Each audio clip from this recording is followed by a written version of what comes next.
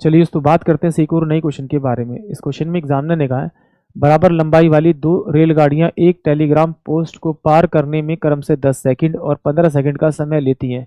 यदि प्रत्येक रेलगाड़ी की लंबाई 120 मीटर है तो विपरीत दिशा में यात्रा करते हुए एक दूसरे को पार करने में कितना समय लेंगी, ये एग्जामिनर ने मुझसे पूछा।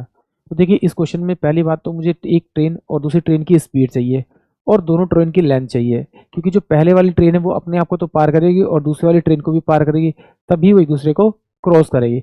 यही एग्जामिनर ने मुझसे पूछा। तो देखिए एग्जामिनर ने कहा कि जो पहले ट्रेन की लंबाई है वो 120 मीटर है और दूसरी ट्रेन की लंबाई भी वो 120 मीटर है।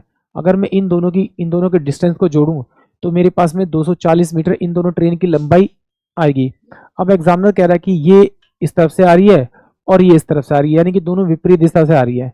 जब दोनों विपरीत दिशा से आएगी तो दोनों की स्पीड को प्लस करके अगर मैं इससे डिवाइड करूंगा तो मुझे मेरा टाइम मिल जाएगा। तो देखिए एग्जामिनर कह रहा है कि पहले वाली ट्रेन जो है अपने आप को 10 सेकंड में पार करती है, वो टेलीग्राम पोल को पार करती है, इसका मतलब वो अपने आप को पार करती है।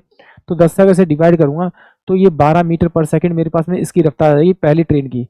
दूसरे वाली ट्रेन कितने 15 सेकंड में पार करती है, तो 15 से इसको डिवाइड करूंगा तो ये 15 120 यानी कि 8 मीटर पर सेकंड की रफ्तार से दूसरे वाली पार करेगी। अब एग्जामिनर कह रहा है कि पहली ट्रेन दूसरी ट्रेन विपरीत दिशा में आ रही है, तो इसका मतलब है इन दोनों की आप स्पीड को जोड़ दीजिए। जब जोड़ेंगे तो कितना आएगा, टोटल 20 आएगा, 20 मीटर पर सेकंड। डिस्टेंस टोटल ये कवर करना है और स्पीड कितनी है उनकी आपकी 20 किलोमीटर। तो दोनों को डिवाइड करेंगे तो 12 सेकंड आएगा, यानी कि वो दोनों ट्रेन एक दूसरे को 12 सेकंड में पार कर लेगी, यानी कि ऑप्शन सी जो होगा वो इस क्वेश्चन के लिए करेक्ट होगा। एक बार यहाँ और समझते हैं। एग्जामिनर ने कहा कि भाई ये ट्रेन ए है और एक ट्रेन मेरे पास बी है, वो यहाँ से चलती है। ट्रेन ए की लंबाई है मेरे पास में 120 और ट्रेन बी की भी लंबाई मेरे पास में 120, यानी कि अगर मैं इन दोनों को जोड़ दूं तो दोनों के बीच की दूरी जो है, दोनों बीच की जो ट्रेन की दोनों ट्रेन की जो दूरी है यानी लेंथ है वो 240 मीटर है। अब ट्रेन ए की जो स्पीड है वो मेरे पास में 12 मीटर पर सेकंड है और दूसरी ट्रेन की स्पीड जो है मेरे पास में 8 मीटर पर सेकंड है। तो इसका मतलब ये इस तरफ आएगी, ये इस तरफ आएगी, तो इसका मतलब इन दोनों की स्पीड क्या होगी आपकी, प्लस होगी। प्लस होगी तो ये कितना होगा टोटल स्पीड, ये 20 मीटर पर सेकंड इनकी स्पीड आ जाएगी।